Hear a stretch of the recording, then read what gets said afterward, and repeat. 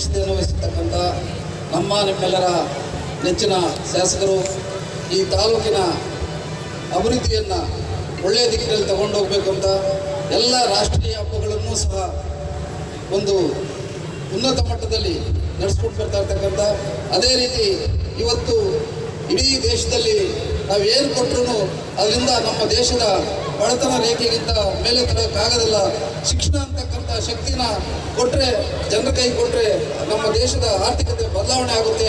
ಅದಕ್ಕೆ ಮೂಲ ಕಾರಣಕರ್ತರಾಗಿರ್ತಕ್ಕಂಥ ಶಿಕ್ಷಕರ ದಿನಾಚರಣೆಯನ್ನು ಸಹ ವಿಭಿನ್ನವಾಗಿ ಆಚರಣೆ ಮಾಡಬೇಕು ಅಂತ ಇವತ್ತು ಆಯೋಜನೆ ಮಾಡಿರ್ತಕ್ಕಂಥ ನಮ್ಮ ಶಾಸಕರಾದಂಥ ಸಮೃದ್ಧಿ ಮೈದಾಸ್ ಸರ್ ಅವರೇ ಮತ್ತು ಇಡೀ ಜಿಲ್ಲೆಯಲ್ಲಿ ದಕ್ಷ ಅಧಿಕಾರಿ ಅಂತ ಹೇಳ್ಬಿಟ್ಟು ಒಂದು ಹೆಸರು ತಗೊಂಡು ಪ್ರತಿ ದಿವಸ ಅವರು ಒಂದು ಕಾರ್ಯ ಚಟುವಟಿಕೆಗಳೇನಿದೆ ಫೇಸ್ಬುಕ್ ಮತ್ತು ವಾಟ್ಸಪ್ ಮೂಲಕ ಎಲ್ಲ ಇಡೀ ಜನತೆಗೆ ಮಾಹಿತಿ ನೀಡ್ತಾ ಇರ್ತಕ್ಕಂಥ ನಮ್ಮ ಜಿಲ್ಲಾಧಿಕಾರಿಗಳಾದಂಥ ಅಕ್ರಮ್ ಪಾಷಾ ಸರ್ ಅವರೇ ಮತ್ತು ವೇದಿಕೆ ಮೇಲಿರ್ತಕ್ಕಂಥ ಎಲ್ಲ ತಾಲೂಕು ಮಟ್ಟದ ಅಧಿಕಾರಿಗಳೇ, ಗಣ್ಯರೇ ಮತ್ತು ಶಿಕ್ಷಕ ಬಂಧುಗಳೇ, ನಿಜವಾಗ್ಲೂ ಇವತ್ತು ಎಲ್ಲ ತಮ್ಮೆಲ್ಲರಿಗೂ ಗೊತ್ತಿದೆ ಒಂದು ಆಡಳಿತ ವ್ಯವಸ್ಥೆ ಎಷ್ಟು ಹದಗೆಟ್ಟಿದೆ ಅಂತೇಳಿ.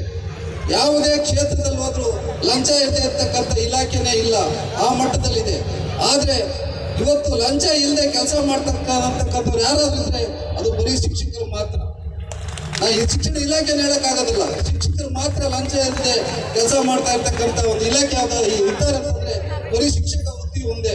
ಇವತ್ತು ಇಡೀ ಏನ್ ಹೇಳ್ತಾರೆ, ಒಂದು ಶಿಲ್ಪಿನ ಯಾವ ರೀತಿ ಕೆತ್ತನೆ ಮಾಡ್ಬೇಕಂತಂದ್ರೆ ಆ ಶಿಲ್ಪಿ ಆ ಒಂದು ಕಲ್ಲನ್ನ ದೇವ್ರ ವಿಗ್ರಹ ಆದ್ರೂ ಮಾಡ್ಬೋದು, ಅದೇ ಅದ್ರ ಮೇಲೆ ಓಡಾಡ್ತಕ್ಕಂಥ ಜನ ಓಡಾಡ್ತಕ್ಕಂಥ ನೆಲ ಹಾಸ್ಕಾದ್ರೂ ಉಪಯೋಗಿಸ್ಬೋದು.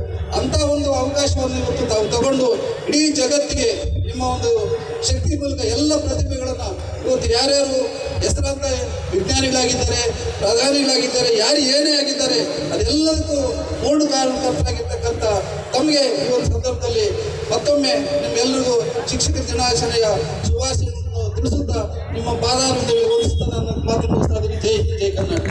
ನೆಚ್ಚಿನ ಶಾಸಕರು, ತಾಲೂಕಿನ ಸರ್ವತೋಮುಖ ಅಭಿವೃದ್ಧಿ ಮತ್ತು ಸರ್ವಾಂಗೀಣ ಪ್ರಗತಿಗೆ ಶಪಥ ತೊಟ್ಟಿರ್ತಕ್ಕಂತಹ ಮಾನ್ಯ ಶಾಸಕರು, ಹಾಗೆ ವೇದಿಕೆ ಮೇಲಿರ್ತಕ್ಕಂತಹ ನಮ್ಮ ಕೋಲಾರ ಜಿಲ್ಲೆಯ ಮಾನ್ಯ ಜಿಲ್ಲಾಧಿಕಾರಿಗಳು, ಈಗ ತಾನೇ ಸರೋವರ ಬಗ್ಗೆ ಹೇಳಿದರು. ಬಹುಶಃ ಸರೋವರ ಬಂದ ಮೇಲೆ ನಮ್ಮ ಜಿಲ್ಲೆ ಏನಿದೆ ಒಂದು ಹೊಸ ಮಾದರಿಯಂತ ಸಾಗ್ತಾ ಇದೆ.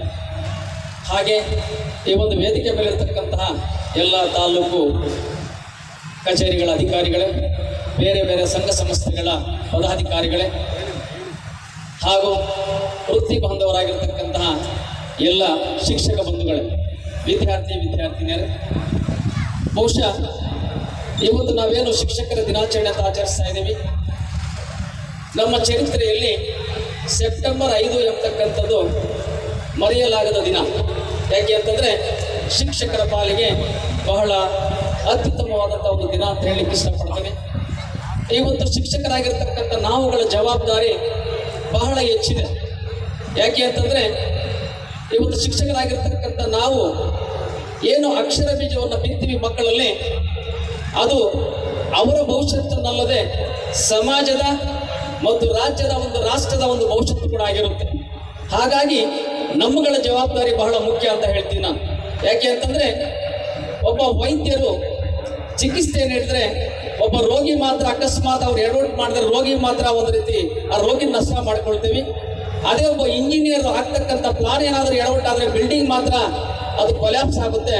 ಬಟ್ ನಾವುಗಳೇನಿದ್ದೀವಿ, ನಾವೇನಾದರೂ ಎಡವಟ್ಟು ಮಾಡಿದೀವಿ ಅಂತಂದರೆ ಅದು ಸಮಾಜಕ್ಕೆ, ರಾಜ್ಯಕ್ಕೆ, ರಾಷ್ಟ್ರಕ್ಕೆ ಒಂದು ರೀತಿ ಅನ್ಯಾಯ ಮಾಡ್ದಂಗೆ ಆಗುತ್ತೆ. ಹಾಗಾಗಿ ನಾವುಗಳು ಒಂದು ರೀತಿ ನಾವು ಆಗ್ತಕ್ಕಂಥ ಪ್ರತಿ ಹೆಜ್ಜೆ ಕೂಡ ನಮ್ಮ ವಿದ್ಯಾರ್ಥಿಗಳಿಗೆ ಮಾದರಿ ಆಗಬೇಕು. ಯಾಕೆ ಅಂತಂದರೆ ಇವತ್ತು ಆಧುನಿಕ ಜಗತ್ತೇನಿದೆ, ಈ ಆಧುನಿಕ ಜಗತ್ತಿನಲ್ಲಿ ನಾವು ನೋಡ್ತಾ ಇದ್ದೀವಿ, ಪ್ರತಿ ದಿವಸ ಕೂಡ ಮಾಧ್ಯಮಗಳಲ್ಲಿ ನಾವು ನೋಡಿದಂಥ ಒಂದು ಸಂದರ್ಭದಲ್ಲಿ ಎಲ್ಲ ಒಂದು ಕಡೆ ನಮ್ಗೆ ನಾವೇ ನಾಚಿಕೆ ಪಡ್ತಕ್ಕಂತಹ ಒಂದು ಕೂಡ ನಡೀತಾ ಇದ್ದಾವೆ ಘಟನೆಗಳು.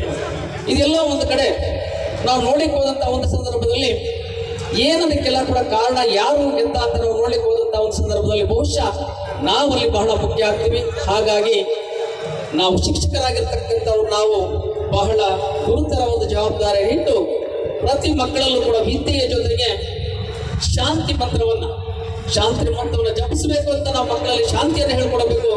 ಜೊತೆಗೆ ನಿರ್ಮಲ ಸಮಾಜ ಮತ್ತೆ ನಿರ್ಮಲ ರಾಷ್ಟ್ರವನ್ನು ಕಟ್ಟಲಿಕ್ಕೆ ನಾವೆಲ್ಲರೂ ಕೂಡ ವಿದ್ಯಾರ್ಥಿಗಳಿಗೆ ಆ ಅಕ್ಷರ ಬೀಜದ ಜೊತೆಗೆ ಇವೆಲ್ಲವನ್ನು ಕೂಡ ನಾವು ಹೇಳ್ಕೊಡ್ಬೇಕು ಅಂತ ಹೇಳ್ಬಿಟ್ಟು ಈ ಸಂದರ್ಭದಲ್ಲಿ ಹೇಳ್ತಾ, ಮುಂದಾದರೂ ಕೂಡ ಏನು ಅಂತಂದ್ರೆ ಒಂದು ರೀತಿ ನಿರ್ಮಲ ಒಂದು ಸಮಾಜ ಎಂಬತಕ್ಕಂಥ ಏನಿವತ್ತು ಪ್ರತಿ ಕಡೆ ಕೂಡ ನಾವು ನೋಡ್ತಕ್ಕಂಥದ್ದು ಏನು ಅಂದ್ರೆ ಅಶಾಂತಿ ಅರಾಜಕತೆ ಇರ್ತಕ್ಕಂಥದ್ದು.